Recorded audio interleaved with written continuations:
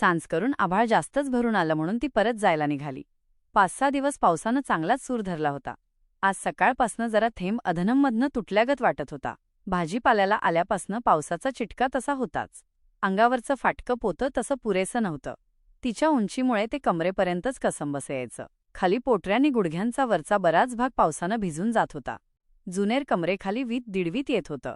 पावसाकडे तोंड केल्यावर अधनंमधनं भिजत होतं. अंगाला चिकटून राहिल्यामुळे तिला आपल्या अंगावर काहीतरी आहे याची जाणीव करून देत होतं. कडेवरचं पोर सकाळपासनं कडेवरच दोनदा मुतलं. पावसापासनं त्याला झाकता झाकता ती जिकिरीला येत होती. पोतं पुन्हा पुन्हा त्याच्या बाजूला सरकवत होती नि आपण उजव्या बाजूनं भिजत होती. रानं भरलेली. पावसाच्या कृपेनं आभाळाखाली वाढत चाललेली. त्यानंतर ती दिवसभर हिंडली. हिंडता हिंडता तिच्या पायांच्या खुंट्या मोडायची पाळी आली. कुणाच्या तरी माळव्यात घुसावं, 4 भेंड्याबावच्या दोडक्या काकड्यांची मिडी खुडावीत नि लगबगीनं घराकडं यावं म्हणून ती रानात पाऊस कमी झालेला बघून आली होती. पण काहीच हाताला लागलं नव्हतं. जावं तिथं शेतकऱ्याची चाहूल लागत होती. मग ती चिखल तुडवत बांधाबांधानच हिंडली. तांदळीची गवतातली भाजी गोळा केली. एका माळाकडच्या रानात माजून राहिलेली कुरुडीची भाजी तिनं नाईलाजानं गठळं भरून खुडून घेतली. कुठं काही मिळेल म्हणून लांबवर खाली खाली गेली. पण नुसता चिखल नि चिखलातलं कुजलेलं काटं तेवर ल काटं तेवढं लागलं. वरनं पाऊस. दिसभर मरगळलेली भूक सांज झाल्यावर पोटात उठली. बाहेरून सांजचा वारा पावसासकट झाडू लागला. गारठलेल्या अंगात थंडी शिरू लागली. पोरगं काखेच्या झोळीत गारठून गारठून ऊब हुडकत निजलेलं. बाण संपल्यावर ती माळाला लागली. उन्हाळभर भंडा असणारा मुरमाडाचा माळही पावसानं हिरवागार झालेला. नाना तहेची खुरटी गवतं दाटीवाटीनं उगवलेली. निसर्गाची आघात करणी माळावर सुद्धा फुलून आलेली. त्या माळावर पावसाचे शिंतोडे तोंडावरच लागत होते. पोरावर पोतं ओढून ती पावलं उचलू लागली. उंटासारख्या उंच टांगड्या. इथं एक तर तिथं एक. वय जास्त नव्हतं, तरी त्वचेखाली फक्त सांगाडाच होता. बाईमाणूस असूनही पायांच्या पोटऱ्यांपेक्षा गुडघ्यांच्या वरचा भाग बारीक दिसतेला. कासोटा ढुंगणावर सपाट पडलेला. चोळी ढिली झालेली. बाळंतपणाच्या आसपासच तेवढी छाती उभार व्हायची. पोट मात्र भरपूर वाढायचं. चिंध्यांचं गठळे पोटावर बांधल्यागत वेगळं उठून दिसायचं. बाळंत झाली की सपाट लाटलेल्या पोळीगत. जोडी अशीच होती. किसबाही उंच होता, पण पेकाटात वाकला होता. त्यामुळं त्याची उंची त्याच्या अंगात मुरून जायची. अंगावरच्या नाड्यांचा हिरवा चोथा तेवढा उठून दिसायचा. कातडं मुरड घालून वाकळेच्या दोऱ्यानं शिवल्यागत दिसायचं. उराच्या बरगड्या उघड्या झाल्या की त्याची पोरं गमतीनं मोजायची. असं असलं तरी ढंगाळी येसा म्हणून हिचंच नाव पडलं होतं. हिच्या ढेंगा किसबापेक्षाही लांब पडायच्या.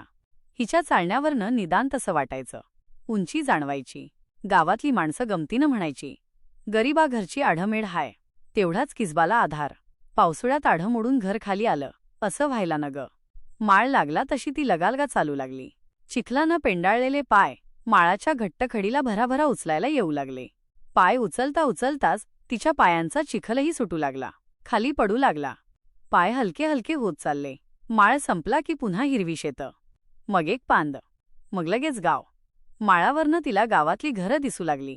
पोरं घरात वाट बघत असतील. न्याहारीच्या कण्या आमटी त्यांच्या पोटांत अजून कुठल्या तग धरायला. कवाच खाली उतरले असतील. या पावसाळ्यात पोरांसनी हगवणी एकसारख्या लागत असत्यात. जळली ही पोटं. जीव निजी वाटवून टाकत्यात. रोज रोज कुठलं आणायचं नि खाऊन गांडीच्या मढ्यावर घालायचं. एक दिसबी ह्यांसनी दम नाही. या पावसाने तर हुबा दावा धरलाय. माणसाच्या मनात असू दे नाही तर नसू दे, ह्यो आपला पडतोयच. फुरं बाबा आता. 7-8 दिस कुठं तरी तोंड घेऊन जा. थोडा रोजगार तरी मिळेल. भांगलणी, खुरपणी, कोळपणी सुरू होतील नि गोरगरिबांची भूक तरी निवल्ल. मेहनत्या 4 दिस घरातच बसलाय. मीच कुठलं आणायचं संबंधनी कारत्यांच्या पोटाला घालायचं. काक अवघडली होती. उजव्या खांद्यावरनं डाव्या काखेत घेतलेल्या पोराच्या झोळीनं मानेच्या उजव्या शिरेला कड आला होता. पण काही करता येत नव्हतं. अधनमधनं मान डाव्या हातानं चोळत होती. जळला त्यो देवबी दाराला कुलूप लावन्ना झालाय. गरीबालाचं पोरं देतोय. जिथं पाहिजे तिथं पिकत नाही. एका एकाची लक्ष्मी जळता जळता नाही अशी साठलेली. तिथं पॉर नाही. माझ्याच भिकनुशीच्या पोटाला हुत्यात. कुठला आणून घालायचं ह्यांसनी. शेतातल्या पायवाटेनं नि पांदीनं चिखल तुडवत ती घरात आली. गुडघं गळ्यात घेऊन बसलेला किसबा उठलाही नाही. त्यानं नुसतं तिच्याकडे बघितलं. बारक्या पोराची झोप काखेतच संपली होती. तिनं झोळी सोडली नि पोराला खाली सोप्यात सोडून दिलं. ते मोकळी भुई मिळाल्यावर खुश होऊन तुरुतुरू रांगत किसबाकडे गेलं. त्याच्या किडमिड्या गुडघ्याला धरून चिकटलं नि तोल सावरता सावरता खाली पडलं. किसबानं त्याला जवळ घेतलंही नाही. डोईवरचं बोचकं उभ्यानंच चुलीपुढं टाकलं नि ती कंटाळून भिंतीला टेकून बसली. वेळभर ताठून गेलेली पाठ जरा सलाम पडली. बसल्या बसल्या पायांच्या पोटऱ्या हातांनी दाबू लागली. हांडांवर कुठं कुठं मांस होतं त्यातली ती एक जागा. खोपड्यात वळवळलं. तिची नजर तिकडं सरकली. माती खाणारी रुक्की हातरुणात पडली होती. आई आल्यावर तिनं तिला हाकही मारली नाही. माती खाऊन खाऊन सुजून गेलेला चेहरा. दम लागत होता. भूक तर कधीच लागत नव्हती. पाय असून नसल्यासारखे झाले होते. ती सारखी पडून राहायची, नाहीतर बसून राहायची. बसून बसून पोटभर भिंत उकरायची. आता सांज झाल्यावर बोत्रात पडून भिंतीवरच्या उकरलेल्या आकृतीकडे बघत पडली होती. तिनं तिच्यावरची नजर काढून घेतली. नी उंबऱ्यावर बसून पेंगणाऱ्या संत्यावर खेळवली. 2 वर्षांचा संत्या. अजून त्याला पायच फुटलं नव्हतं. एखाद्या ढोराच्या शेपटीसारखे ते लोळागोळा होते. त्यांत जोर नव्हता. दिसभर तो घरातच खेळत बसत होता. 7 पोरांपैकी 4च पोरं जगलेली. काखेतलं, थानचं. थोरलं कुठं गेलं होतं त्याचा पत्ता नव्हता. न्याहारी करून जे बाहेर गेलं होतं ते अजून आलंच नव्हतं. घरात काही खायला नव्हतं ते त्याला ठाऊक होतं. अशा वक्ताला ते बाहेर पडून जमेल तसं पोट भरत होतं. जमलं तर कुणाकुणाची बारीक सारीक कामं करून देत होतं. जमलं तर सहज भाकरी मागत होतं. कुणाच्या शेतात पिकात सहज घुसून काही खाता आलं तर खात होतं. ऊस, वांगी, मक्याची कणसं, शेंगा, मटार जे हाताला लागेल ते सोडत नव्हतं. कुणी त्याला कुठं गेलतास र म्हणून एका शब्दानंही विचारायचं नाही. सांज करून ते घरात आपोआप यायचं. पण अजून त्याचा पत्ता नव्हता. इक्या आलं नाही? तिनं विचारलं. कुठं गेलाय? गेलं असल कुठं तरी बोंबलत. मला का सांगून जातंय भय? तिच्याकडं बिनबघताच किसबा बोलला. सकाळी जिथं बसला होता तिथंच अजून तो बसलेला दिसला. काय केलंस सकाळ धरणं? काय करू?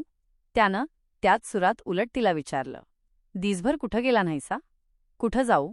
इक्या घटकाभरसुदीक घरात थांबत नाही. मग ह्या लुळ्या पांगळ्याला सोडायचं कुठं? तो आव आणून बोलत होता. मरण ना झाली ती घरात. मालप वर्षाला याक हुतय.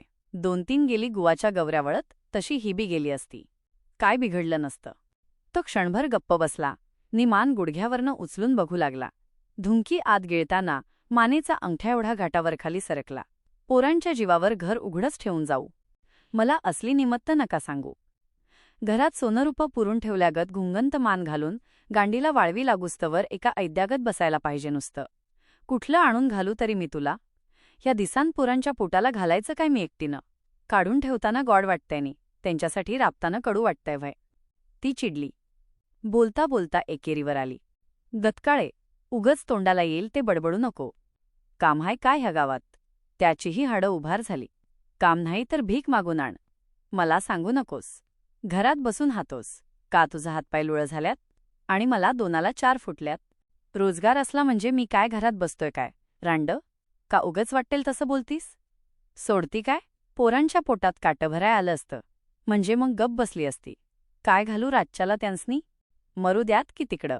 काय धन लावणार आहेत ती? कुठं रोजगार मिळत नाही तर मी काय करू? त्यांसनी मारून तुझा जीव जगवू का? वाव्वार नेताळ्या. हाताचा नागोबा करून ती बोलली. आगत असली तर त्यांसनी जीव त्याचा आवाज किंचित खाली आला. होंची आगत मलाच एकटीला? तुला नाही वाटतं? का मी एकटीनंच काढल्यात? दिसभर वनावना भटकून हाडं पंढरीला चालली की माझी. पाक उघडून खाल्लंस की मला 12 वर्ष. किती तंगू मी? जीव आंबून चाललाय. इळान इळं भूक आवरून मरती की मी तिचा आवाज चढतच चालला होता. माझी नसू दे. निदान पोरांची तरी कळकळ येऊ दे की वाद्या तुला. 7 पोरं झाली? कुठं गेली अक्कल तुझी? तिच्या तोंडाचा पट्टा राहून राहून अखंड चालू लागला. किसबाही बोलून आणि शिव्या देऊन कावला. बस तुझ्या आईला, तुझी तू बोंबलतहा म्हणून उठला. जर्मनच्या चेपलेल्या चिमल्यानं पाणी घेऊन घटाघटा प्याला. हातातल्या चिमल्याकडं बघितल्यावर त्याला काहीतरी आठवल्यागत झालं.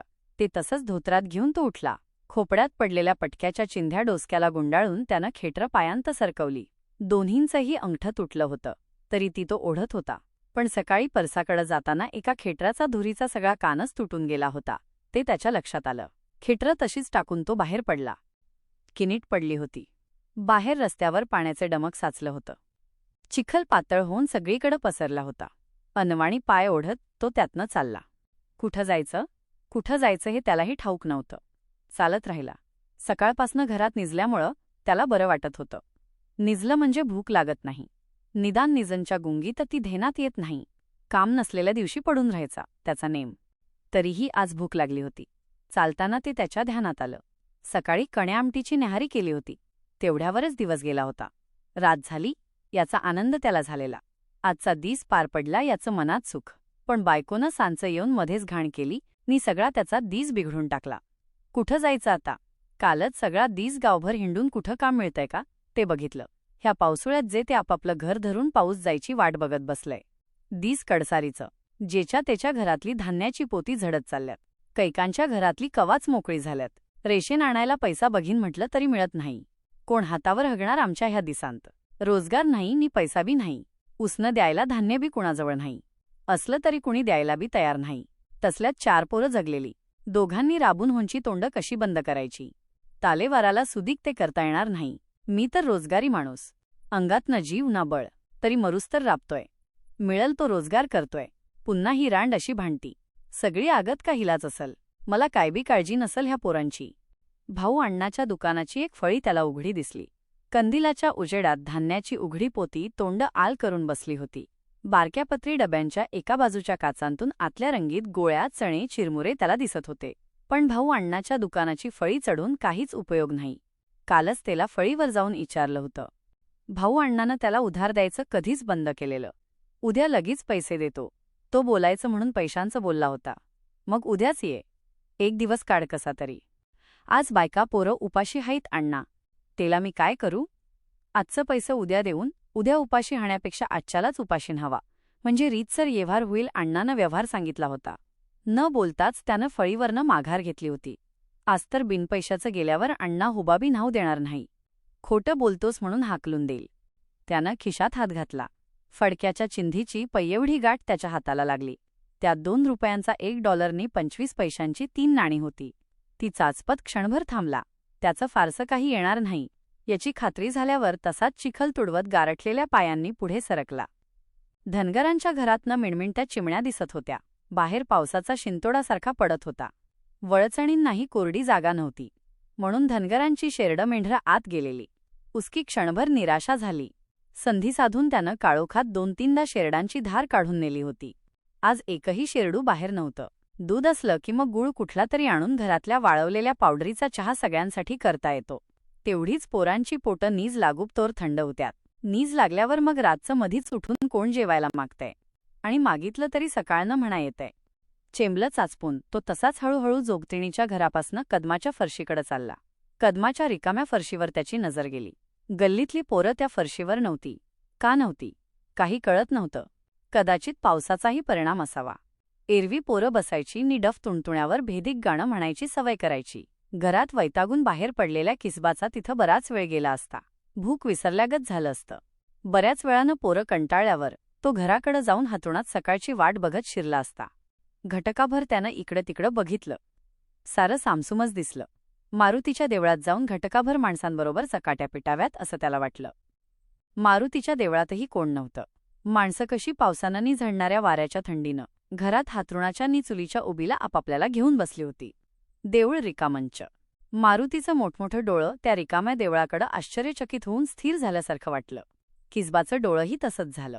देवळात कुणी नाहीसं बघून देऊळभर सहज फिरावं असं त्याला वाटलं. समोर जाऊन मारुतीच्या पाया पडला. अंगारा लावण्यासाठी मान खाली वळवली. मारुतीमोहर ठेवलेलं तांदूळ गुरवानं गोळा करून नेलेलं दिसलं. इकडं तिकडं मूठभर होतील एवढं तांदूळ विस्कटलं होतं. इचून घ्यावंत. देवामोहरचं असलं म्हणून काय झालं? गुरव आपल्या घरात नेऊन खातोयच की. उलट दर शनिवारी असाच रात्री आलो तर मुठीला 1.5 मूठ मिळतील. खाली बसून तो चटाचटा तांदूळ वेचू लागला. मारुतीच्या दोन्ही बाजूंच्या देवळीतले गोड्या तेलाचे दिवे भगभगत होते. तेलाचा जळका वास गाभाऱ्यात भरत होता. त्याच्या नाकातही घुसत होता.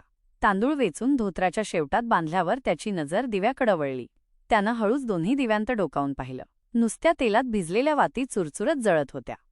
गुरव बी वाण्याच्या पलीकडं चिक्कू भडव्याजवळ देवाच्या दिव्यात बी तेल घालायला नाही. कशाला गुरव झालाय? सुक्काळीचा नुसतं देवाला आलेलं आयतं खाऊन जगतोय. देवाला काय नाहीच. देवळाच्या पायऱ्या उतरून तो खाली आला. सगळं गाव काळोखात गुडूप झालेलं. अंधारातनं तो कसाही चिखल तुडवत गुरव गल्लीकडनं घराकडं वळला. संभ्या जाधवची चक्की अजून उघडी होती. एकही गिऱ्हाईक नव्हतं. संभ्या पांढऱ्या पिठानं मढवल्यागत दिसत होता. बल्बच्या उजेडात एकटाच काहीतरी इकडं तिकडं करत होता. किसबा अंधारातच चक्की समोर जाऊन गुमान उभा राहिला. संभ्यानं चक्कीचा पट्टा काढला नी गुंडाळून पेटीत ठेवला. हातोडानी छन्नी उचललेली नी उघड्या पेटीत धाडदिशी टाकून दिली. हातात झाडणी घेतली नी गपागपा एका बाजूनं लोटायला लागला. कचरा, घरोसा, कागद, पडलेलं पीठ सगळं निपटून काढून एका जागी आणू लागला. पायाखालचा केर घेत घेत पुढे सरकू लागला. किसबा गपगार रस्त्यावर उभाच. चक्कीच्या तोंडाजवळ एक पांढरा ढीग झाला नी किसबा लगालगा आत शिरला. अचानक आलेला नी हातात दळणाचा डबाही नसलेला किसबा बघून संभा चमकला. "काय र किशा, सल्लज आलोय. रांडणच्या ह्या वक्ताला बरं सहज आलाईस?" किसबा कसनुसा हसला. चक्की उघडी दिसली म्हणून उगच आलो झालं. संभा खाली बघून ढीग रेटू लागला. "संभा, ह्या केराचं काय करणार?" "कोंबड्या पाळल्यात, त्यासनी पाण्यात भिजवून गोळ्या करून घालायचं. काय तरी धंदा करायचा झालं. देऊन टाक एवढं मला. शेळीला घालून टाकतो." किसबानं आपली शेळी पावसाळा सुरू झाला तेव्हाच पोटासाठी विकून टाकली होती. ₹5 पडतील. "एवढ्याला? लेका, समद पीठच हाय की हे. आता चिखलमातीच्या घाण पायांनी तुडिवलंय म्हणून कुणी खाईत नाही. नाही तर माणसांनी खाण्याजोगच हाय हे. ते खरं 5 म्हणजे लई होत्यात. ₹1 देतो बघ." त्याचा हात खिशातच होता. बोलता बोलता त्यानं तो ढीग ₹2 ठरवला. संभानं पैसे अगोदर घेतले नी मगच ढिगाला हात लावू दिला. किसबानं पटका दुहेरी तिहेरी अंथरून त्यात भरून बांधला नी काही न बोलताच भरल्या हातानं घराकडं लगालगा चालला. गारठलेल्या पावलांत जोर आला. चिखलांच्या पावलांचा विचार न करता तसाच घरात घुसला. पोरं गोळा होऊन चुलीच्या भोवतीनं अंगावरच्या चिंध्या सावरत बसली होती. धग घेत होती. चुलीवर काहीतरी रटरटत होतं. एसा चुलीच्या उजेडात जात्यावर कण्या भरडत भरडत होती. भाज्यांचं पडलेलं देठ तोंडात घालत थानचं पोरगं शेजारीच खेळत बसलं होतं. किसबानं येसाच्या पुढ्यात गठळ टाकलं. "घे तुझ्या आईला. 2 दिस पोरांची पोटं फुटूस्तवर घाल. मिळवून आणत नाही म्हणून मला शिव्या देतीस. अगं हिंमत लागते अंगात. लाथमारीनं तिथं पाणी काढीन." गठळ बघून येसाला आश्चर्य वाटलं. तिनं हातातलं जातं तसंच ठेवून सोडलं. पिठासारखा पांढरा ढीग. "कुठनं आणलंस आहे?" "आणलं कुठनं तरी. ते समद चाळून घे नीट. कचरा का तुरा काढून टाक. नी उनवनीत भाकरी कर." जाऊ द्यात पोरांच्या पोटात त्याच्या आवाजात तडफ आली होती. भाजीच्या देठांकडं बघत त्यानं विचारलं, "भाजी आणली होतीस?" "आणली होती थोडी शिजवत ठेवलीया. मग आता कण्या नको ठेवू शिजवायला. भाकरीनी भाजी खाऊ द्यात पोरं. कण्या सकाळच्याला ठेव. पुरवून पुरवून खावा." संसार हाय्यो त्याचा उत्साह वाढला. तिनं कण्या भरडून उतरंडीला ठेवल्या नी पीठ चाळून घेतलं. भाजी उतरून रक्षावर ठेवली नी भाकरीला बसली. चिमलेल्या परातीत पिठाचा ढीग दिसत होता. त्याच्याकडं पोरं मोठं मोठं डोळं करून बघत बसली. उनवनीत भाजी भाकरीनी पोटभर पाणी त्यांच्या पोटांत गेलं. तदम झाली. पसरलेल्या घोंगड्यांच्या पटकुरावर आडवी झाली. दिसभर फिरून थकून गेलेली. सगळ्यांच्यासाठी अंगावर एकच वाकळ. तिच्यासाठी भांडत नी एकमेकांच्या अंगावर हातपाय टाकत तशीच निजून गेली. दिस पाठीमागं पडला. एक दिसानं पोरं जगात मोठी झाली. सगळं आवरून पोरांच्या कडेला न भिजलेल्या बाजूनं पोतं अंथरून तीही थानच्या पोराला जवळ घेऊन पडली. किसबाही आपल्या पटकारावर पडला. भगभगणारा दिवा विझला. 4 भिंतीतला अंधार गावाच्या अंधारात नाहीसा होऊन गेला. चुलीमागच्या भद झालेल्या गाडग्यांच्या 3 उतरंड्या, जर्मनचं काळं, बारीक डाग पडलेलं 4-5 मोठं वाडगं, 5-7 पराळ, 1 डेचकं, भुगोणं, बोळा घातलेली पाण्याची घागर, प्लॅस्टिकचे तांबे, सगळा उपाशी संसार अंधारात भकास होऊन विरघळून गेला. तिचं अंग नी अंग ठणकत होतं. दिसभर भिजून काळा झाल्यामुळं गारठा हाडांपर्यंत गेला होता. हातरुणात पडल्यावर तिला जरा सलाम वाटलं. हाडं इसवाटा घेऊ लागली. किसबा बोतरात उताणा पडला होता.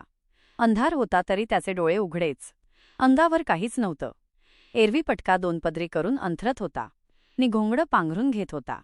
पण आज पिठानं पटका मळलेला. पांघरायचं घोंगडं अंथरलेलं. अंगावरच्या कुडत्यावरच रात काढावी असा त्याचा विचार. पण गारठ्यानं त्यानं येईना. डोळा लागेना. अंधारातच उठून त्यानं घोंगडं घेतलं नि तिच्या बाजूला सरकत गेला. "ऐकू आलं काय ग?" तिच्या झापडलेल्या डोळ्यांना जाग आली. "जरा तिकडंच सरक पोरांकडं. मला थोडं पोतं दे. हातरायला काहीच नाही आज." ती पेंकतच पुढं सरकली. घोंगडं पांघरून किसबा पडला. भुईचा गारठा खालनं येतच होता. तो आणखी पुढं सरकला. तिच्या अंगाला बिलगून पडला. तिच्या थंडगार हाडांतनं घटकाभरानं ऊब येऊ लागली. अंगवून ऊन होत गेलं. शरीर वितळत जाऊ लागलं नि त्याचा सुकलेला हात थरथरत तिच्या अंगावर सरकला. हळूहळू भुकेजलेल्या सर्पगत फिरू लागला. न संपणारी एक भूक पोटाच्याही खाली खाली जागी होऊ लागली. डोळे सताड उघडेच. त्या वळवळणाऱ्या हातानं तिच्याही अंगातली सरपिण जागी झाली. अंग हळूच हललं. पिणाऱ्या पोराला हळूच थानापासनं तोडलं. ते तसंच मुचमुचत झोपलं. गरम होत गेलेल्या अंगानं ती वळलीनी वितळत गेली. थकलेली काटकोळी, भुकेसाठी दिवसभर भटकलेली अंग उग्र झाली. वळवळत पुढे सरकली. काळ्याभोर भुकेच्या अधीन होऊन घट्ट बिलगली. गावभर अंधार दाटू लागला. वर काळं आभाळ सगळ्या गावाला गुडपून बसलेलं. पाऊस पडतच होता. रानातली पिकं त्या अंधारातही निसर्गाच्या कृपेनं आणि भुकेनं वाढत होती.